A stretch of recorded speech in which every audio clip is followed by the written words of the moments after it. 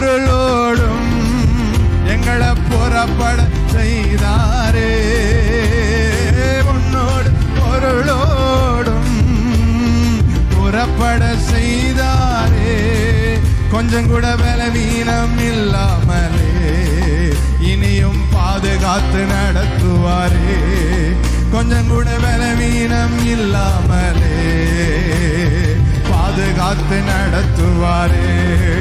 அவரை பாடி கொண்டாடுவோம், அவருக்கு கோடி நன்றி சொல்லுவோம். இயேசுவை பாடி கொண்டாடுவோம், ஓ கோடி கோடி நன்றி சொல்லுவோம்.